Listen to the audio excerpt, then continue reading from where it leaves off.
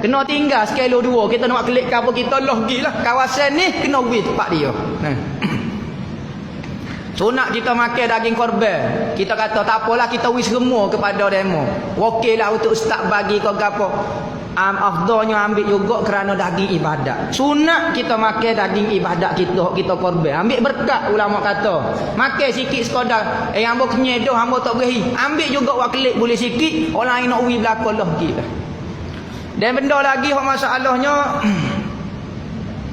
masalah rebah ni ngopoh orang jom belah ni. Orang jom belah lepas pada sudah jom belah katanya hak jo orang tengah tu ni tok perai kata awak mari daging sekilo seorang nak pergi kepada jom belah. Bagi ngopoh. Jangan buat kijak lagu ni.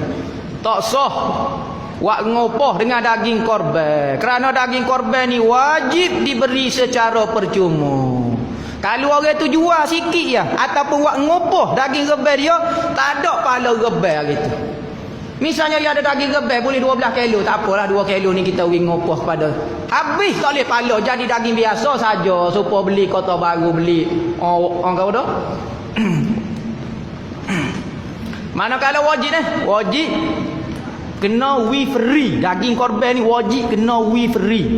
Sebab itulah hari raya korban dan 3 hari tasyrik ni dipanggil hari yaumu aklin wa syurbin. Hari makan dan minum. Hari kita nak jamu. Sungguh orang susah makan daging setahun sekali. Tiba-tiba sama naik kita. Hamba nak daging musim. Musim dalam, musim nak kepit. Wih lah orang susah. Hak tak sedap. Jangan buat lagu tu. Kita nak makan pergi beli pasar. Oh ni daging ibadat ni ke. Jadi tak ada lah matlamat tu jual korban. Korban ni kita korban ke pitih kita. Hari tu kita belanja orang makan daging. Ni sama naik. Tok buat kerja tok. Oh ni cucu hamba kelik. Oh anak buat kelik.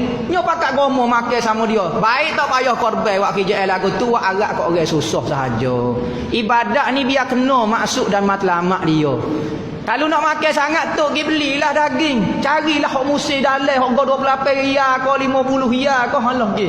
Hok daging korban ni nak jamu free kepada orang miskin. Ada tu buat kelik-keliknya masuk habis jamu hok masuk tak sah juga rebah, tak ada pakar gapo satu. Wajib kena wi hok metah. Dak kita nak jamu buat kelik semua, tak apalah kita jamu lepas ni. Nak jamu hok tak apa, hok bagi metah kena ada juga hok bagi metah. Ni yang pakat masuk habis jamu pun dia tidak sah. Berlainan dengan ngekoh Ngekoh kalau kita ambil giang ngekoh, maka sunat kita masuk. Sunat kita masuk hok manis-manis supaya anak tu manis. Tak bagi hok metah tak apa. Ada pendapat kata